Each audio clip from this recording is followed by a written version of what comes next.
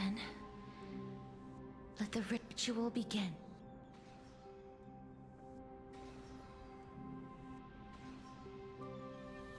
And now, the objective is complete. That is all.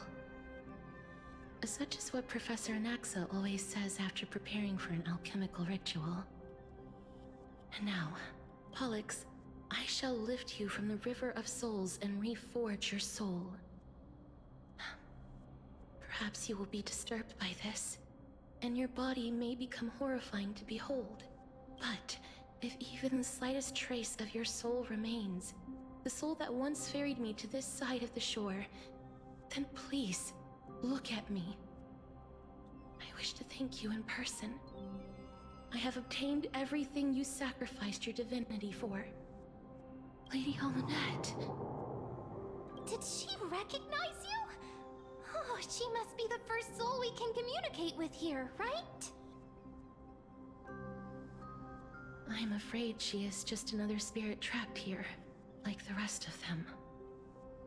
The only difference is that I was there when she died. Please, go on. I'm listening. Are you about to tell the story of Styxia? Yes. You're just as smart as I imagined, but... never mind. Now's not the time. There's no need to worry, Elder.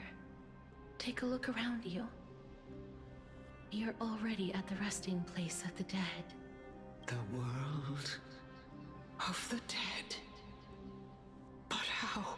I understand that you chose to remain silent about the story to protect Casterus, the girl who coexists with death. But you no longer need to hide that story. I can assure you that you have protected that girl's life well. Oh, well... In that case, let me begin. Styxia, the pearl of the ocean, plagued by unwarranted calamity and ravaged by death in the fairy tale. It was the first city-state to shift their faith towards death, even before Idonia did. From where you stand now, I suppose that's a bit hard to believe. Right? Indeed. I cannot imagine that those from the era Chrysia, blessed with eternal life, could ever yearn for death. I have pondered the same question, child. But I am afraid there is no clear answer to it. Journeys and epics are only glorious and magnificent because all things eventually fade to dust. That's how someone once explained to me why death is necessary to the world. But I still can't take that as the final answer. Would a world without journeys and epics be worse off? I take it the one who spoke this line was a general, or perhaps a warrior. I, however, did find some inspiration in these words. Would you like to hear my thoughts, Casterus? Please enlighten me, Lady Almanette. Though I have already made up my mind on how to handle the authority and core flame of death, your words might truly guide me toward the path forward. You and I are neither warriors nor generals. Therefore, journeys and epics cannot truly resonate with us. But what if I reframe it like this? What if love is not a trait bestowed upon mortals by Nestia, but a blessing from death? love. No one ever invented the word cherish in the era when life was eternal. For all the good things in the world could be revisited endlessly, and every bond formed carried no risk of being severed. The so-called Era Chrysia was an age devoid of both virtue and sin. People did not truly live. They simply existed, going through the motions without passion or purpose, then waiting for something to happen. Perhaps the people of Styxia chose to embrace death not out of fascination with its cruel and fearsome side, but instead became fixated and obsessed with the impulses and desires tied to a finite existence.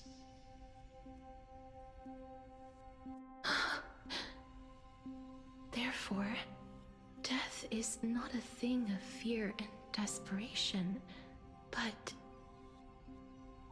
That's right, Casterus. It is the reason we shed tears when parting ways, and also the original spark that ignited the passion of mortals. If you truly intend to deprive the world of death, then be prepared to witness it return to a state of stagnation. I understand, Lady Amunet. Our limited lifespan shapes all that we know and love. Not even the Death Titan has the right to take that away from humankind again. Nestia's love was the chrysalis of Gold's first blessing, but it most likely wasn't understood by mankind. We only learned to interpret this wonderful gift after Thanatos' arrival. If the world was bereft of death, then the Queen of Styxia wouldn't have played midwife in delivering me into this world. You wouldn't have welcomed me into Idonia, and Aglaya would never have invited me to join the Flame Chase journey. None of these stories would ever have happened. And I would never have lived, let alone found happiness. Thank you, Mother.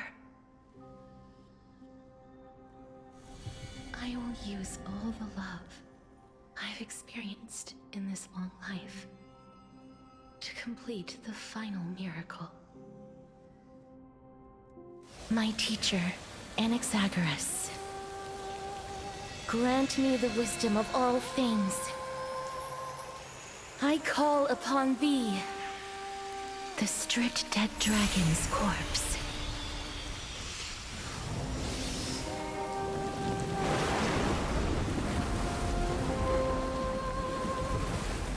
Rises from the earth, falls from the sky. As above, so below. This is the greatest power of all powers. Unstoppable in this world.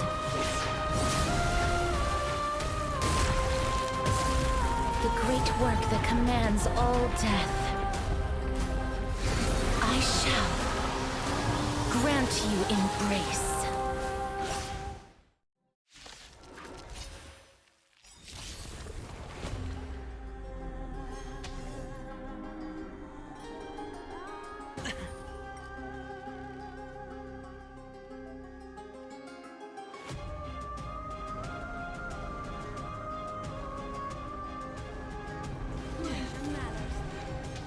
Is the girl who once saved my life truly gone? Or will you show yourself again, once we eradicate this hatred